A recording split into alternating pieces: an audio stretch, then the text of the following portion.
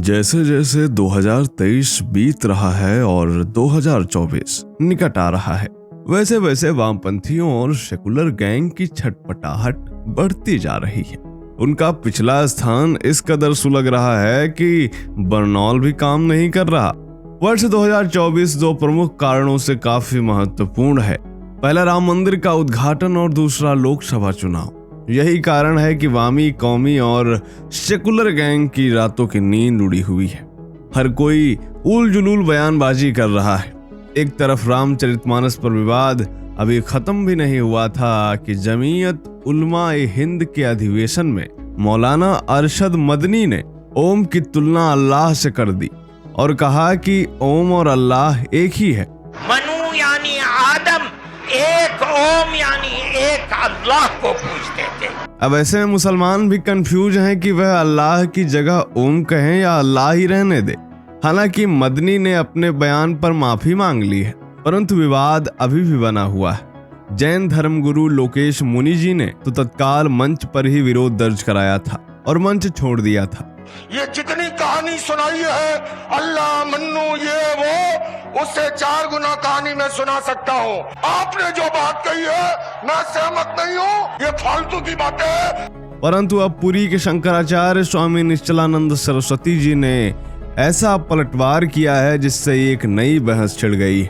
जी हाँ दोस्तों, स्वामी निश्चलानंद सरस्वती जी ने कहा है कि दुनिया में केवल हिंदू सनातन धर्म ही एकमात्र धर्म है, बाकी सब केवल संप्रदाय हैं। उन्होंने यह भी कहा कि अल्लाह शब्द भी संस्कृत से आया है। अल्लाह शब्द जो है संस्कृत का है। आज भले लोग भूल गए हों, मतलब कॉमेडी का भी अध्ययन जिनको होगा वो मानेंगे कि अल्लाह शब्द संस्कृत का है। शक्ति, मातृशक्ति के लिए अल्लाह शब्द का प्रयोग हुआ है। तो दोस्तों, क्या सच में अल्लाह संस्कृत शब्द है?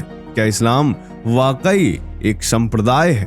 अल्लाह के अलावा और कौन कौन से शब्द इस्लाम में हैं जो संस्कृत से लिए गए हैं, जानेंगे आज के इस वीडियो में।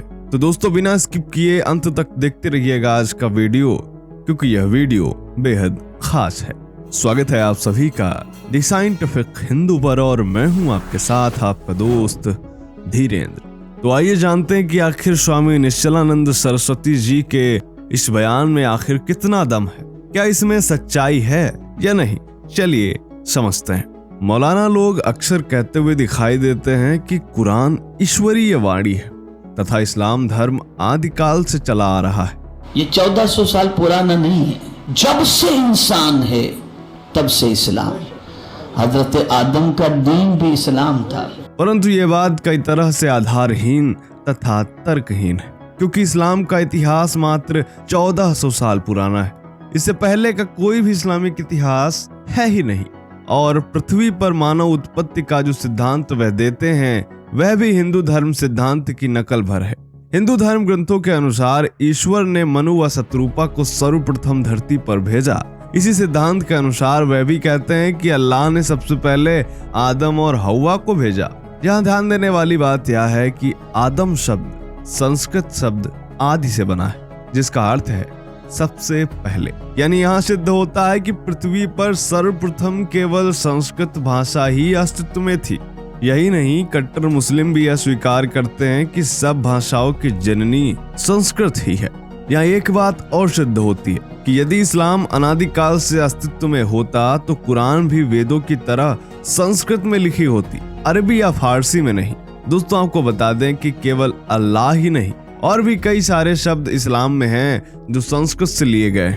उदाहरण के लिए नमाज शब्द को ही ले लीजिए। आपको जानकर हैरानी होगी कि नमाज शब्द का प्रचलन केवल भारत और पाकिस्तान में ही है, अन्य किसी भी देश में नहीं है।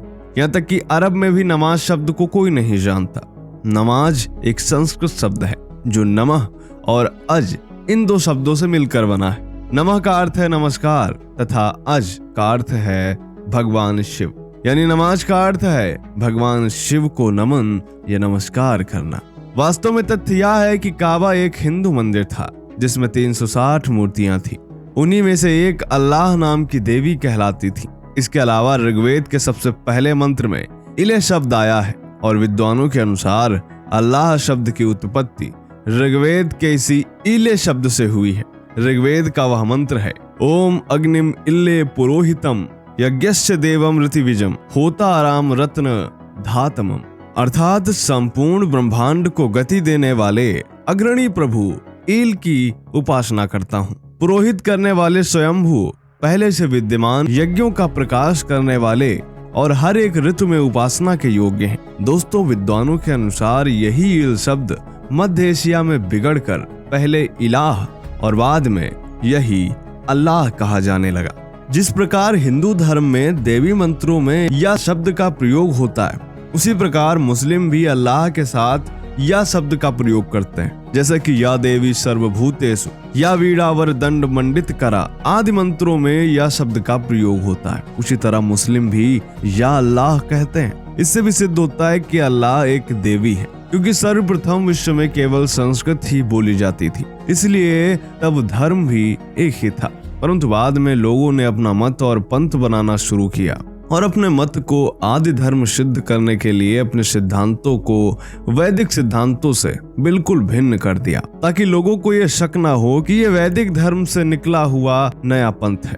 लोग वैदिक धर्म के बजाय उस नए धर्म को ही आदि धर्म मान ले। परंतु लाख कोशिशों के बाद भी वो सारे प्रमाण नहीं मिटा पाए और मिटा भी नहीं सकते। भाषा की दृष्टि से तो अनगिनत प्रमाण है। जैसे मक्का शब्द संस्कृत के मखा शब्द से बना है, जिसका अर्थ है यज्ञ। मदीना मेदिनी शब्द से बना है, जिसका अर्थ होता है भूमि, यानी कि यज्ञ की भूमि। जैसा कि मैंने यहाँ पर पहले श्लोक का उल्लेख किया था, अब आप समझ सकते हैं कि दोनों में क्या समानता दिख रही है। ईद शब्द संस्कृत के ईड से बना है, जिसका अर्थ होता है पूजा। नबी नभ शब्द से बना है, जिसका अर्थ होता है आकाशीय व्यक्ति।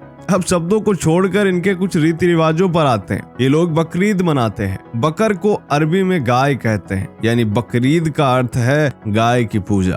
परंतु ईर्ष्यावश मुसलमान वैदिक धर्म का उल्टा करने लगे। वह गाय की पूजा करने की जगह उसे काट कर खाकर बकरीद मनाने लगे। जिस तरह हिंदू अपने पितरों को श्रद्धा पूर्वक अन्न जल चढ़ाते हैं, वो परंपरा मुसलमानों में भी है, जिसे ये लोग ईद उल फितर कहते हैं। फितर शब्द भी पितर शब्द से बना हुआ है। वैदिक धर्म में एकादशी को शुभ दिन माना जाता है। कुछ लोग उपवास भी रखते हैं। उसी तरह मुस्लिम इसे 11वीं शरीफ कहते हैं। हिंदुओं का शिव व्रत मुसलमानों का शबे बारात बन गया, राम ध्यान रमजान बन गया। इस तरह के अनेकों प्रमाण हैं जो साबित करते हैं कि इस्लाम वैदिक धर्म से निकला हुआ एक पंथ है। फर्क बस इतना है कि अपने को अलग दिखाने के लिए यह लोग वैदिक धर्म सिद्धांत का उल्टा आचरण करते हैं। और इसीलिए पुरी के शंकराचार्य स्वामी निश्चलानंद सरस्वती जी ने कहा है कि अल्लाह एक संस्कृत शब्द है। धर्म पर सवाल उठाने वाले हमारे संस्कृत व्याकरण का अध्ययन करें,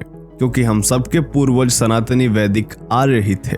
उन्होंने यह भी कहा कि विश्व में केवल एक ही धर्म है और वह है हिंदू सनातन धर्म, बाकी सभी केवल संप्रदाय भर हैं। तो जो लोग धर्म पर सवाल उठा रहे हैं, वह पहले जाकर के संस्कृत व्याकरण अच्छे से सीख ले। तो दोस्तों, उम्मीद करते हैं यह जानकारी आपको पसंद आई होगी। कैसा लगा हमारा यह वीडियो कमेंट करके जरूर बताएं। मिलते हैं आपसे अगले वीडियो में, तब तक के लिए जय हिंद, जय भारत, वंदे मातरम।